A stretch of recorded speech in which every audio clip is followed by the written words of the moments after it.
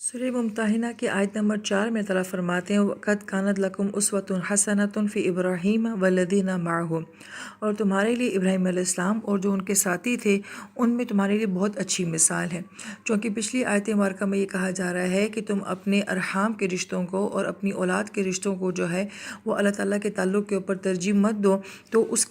کے ساتھ رب جو اس آیت کا بن رہا ہے وہ یہ کہ یہ سب کچھ ابراہیم علیہ السلام نے کر کے دکھا دیا۔ آپ کا تو پورا خاندان آپ کے خلاف ہو گیا تھا، آپ کے والد آپ کے خلاف ہو گئے تھے، مگر اس کے باوجود انہوں نے اس خونی تعلق کو جو ہے وہ اللہ کے تعلق کے اوپر حاوی ہونے نہیں دیا، اور انہوں نے اپنی قوم سے کہا اس قالوا لقومہم انا براء منکم، کہ ہم بری ہیں تم سے، مما تعبدون من دون اللہ، اور اللہ کے سوا تم جس کو بھی پوچھتے ہو ہم ان سب سے بھی بری ہیں، کفرنا بکم، ہم سب تمہارا انکار کرتے ہیں، وبدا بیننا وبینکم العداوۃ، اور آج سے تمہارے اور ہمارے درمیان میں دشمنی ہے، والبغضاء، اور بغض ہے، حتیٰ تؤمنوا باللہ وحدہ، یہاں تک کہ تم ایک اللہ کے اوپر ایمان لے کر نہ آ جاؤ۔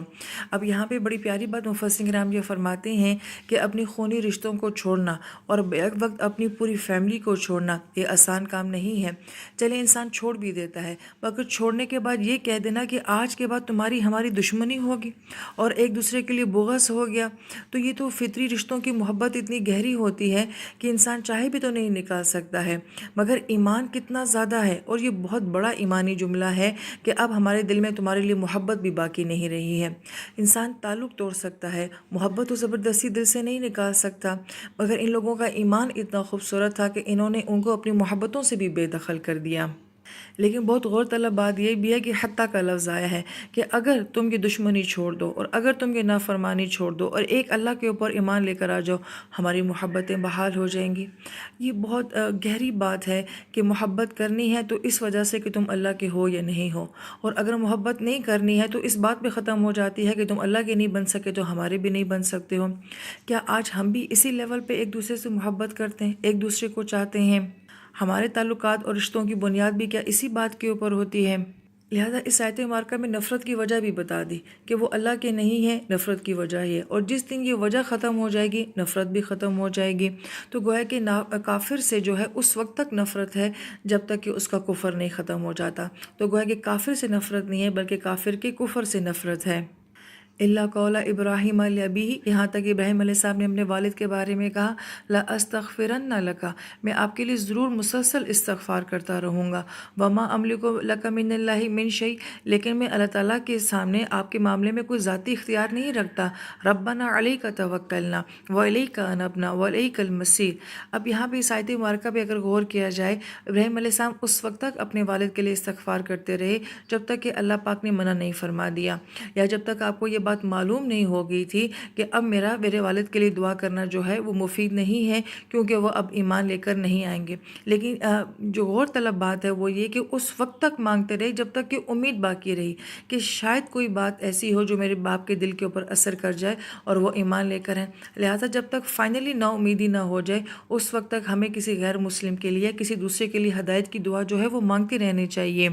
لیکن یہاں پہ ایک اور بڑی اہم بات یہ ہے کہ باپ بیٹی کی محبت ہے اور شدید محبت ہے، مگر صرف اللہ پاک کی طرف سے دشمنی ہے، لیکن اس کے باوجود بھی ایک بیٹے جو ہیں وہ اپنے والد کے لیے مسلسل جو ہیں وہ دعائیں مانگ رہے ہیں۔ یہ جو فطری رشتوں کی محبت ہے وہ بھی یہاں پہ نظر آتی ہے، مگر پھر یہ بھی بہت اہم بات ہے کہ جب اللہ پاک نے کہہ دیا کہ ابراہیم نہیں ہے ان کے نصیب میں ایمان، تو پھر وہاں پہ ساری محبتیں ختم ہو گئیں۔ لہٰذا یہ معاملہ اتنا آسان نہیں ہوتا کہ کوئی کہہ دے تو محبت ہو جائے اور کوئی کہہ دے تو محبت ختم ہو جائے، اس کے لیے پیچھے بہت گہرا ایمان ہونا اور اللہ تعالیٰ کی ذات کے ساتھ بڑا مضبوط تعلق ہونا بہت ضروری ہوتا ہے۔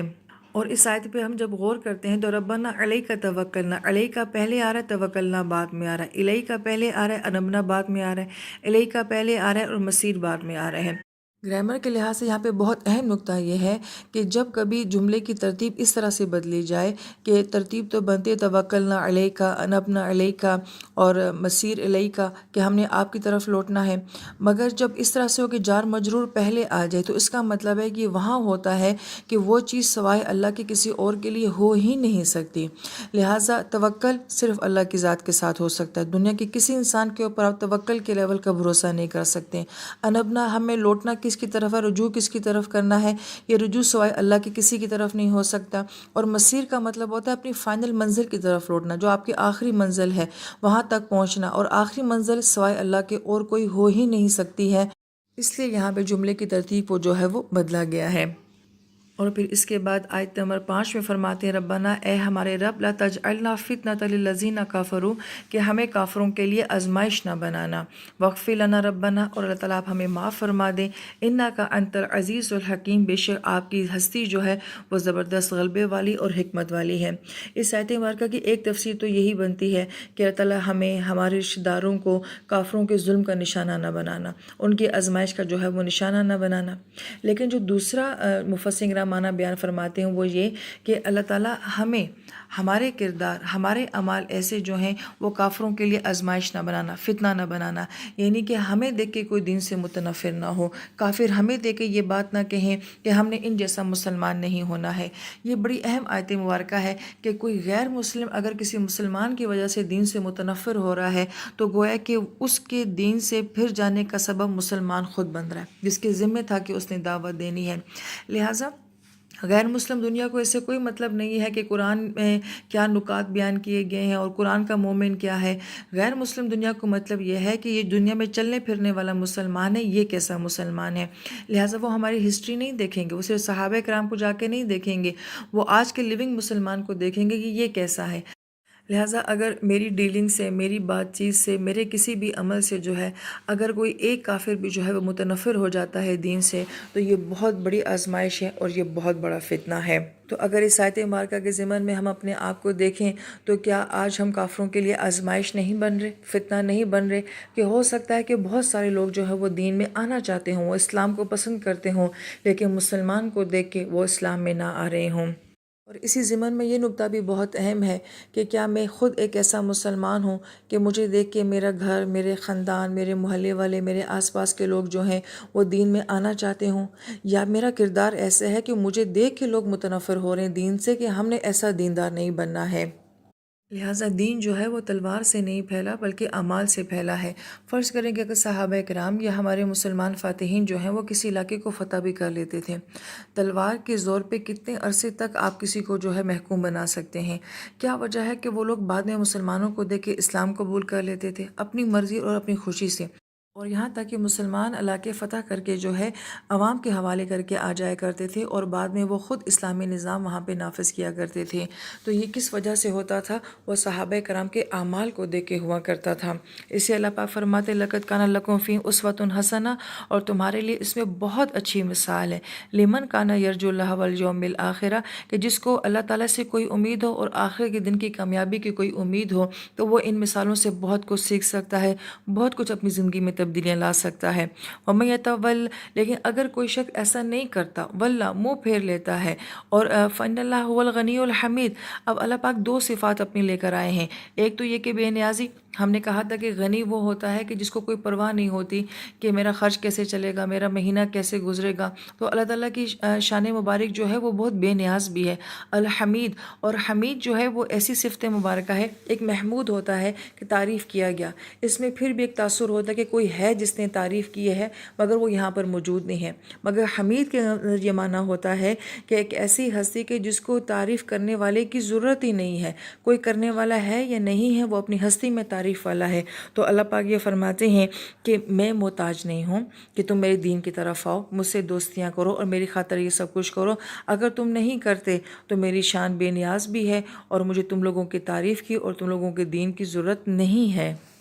پھر آیت نمبر 7 میں تعالیٰ فرماتے ہیں عَسَى اللَّهُ أَن يَجْعَلَ بَيْنَكُمْ وَبَيْنَ الَّذِينَ عَادَيْتُم مِّنْهُم مَّوَدَّةً، بہت امید اس بات کی بھی ہے کہ اللہ تعالیٰ تمہارے اور ان کے درمیان جن میں دشمنی ہے محبت پیدا کر دیں۔ وَاللَّهُ قدیر، اللہ پاک کی قدرت سے یہ بات باہر نہیں ہے۔ وَاللَّهُ غفور رحیم، اللہ تعالیٰ کی ذات بہت معاف کرنے والی اور رحیم ذات ہے۔ یہ وہ آیت مبارکہ ہے کہ جیسے ہم اپنی زبان میں کہتے ہیں کہ کسی سے اتنی محبت نہ کی جائے کہ کل جب وہ تمہارا دشمن بنے تو بدترین دشمن بن جائے، اور کسی سے اتنی اتنی نفرت نہ کی جائے کہ کل جب وہ تمہارا دوست بنے تو وہ نفرت اس کو یاد آئے۔ لہٰذا یہاں پہ ہر غیر مسلم کے بارے میں ایک آخری امید ہوتی ہے کہ اسے اللہ تعالیٰ جو ہے وہ ایمان دے سکتا ہے، اور جسے آج ہم دشمن سمجھ رہے ہیں کل وہ ہمارا بہترین محب ہو سکتا ہے، اور ایسا ہوا۔ کتنے لوگ ایسے تھے کہ جنہوں نے مسلمانوں کو جو ہے وہ مکہ سے نکالا۔ خالد بن ولید اللہ عنہ 70 صحابہ کرام کی شہادت کا سبب بنتے ہیں، مگر ایمان ان کو نصیب ہو جاتا ہے۔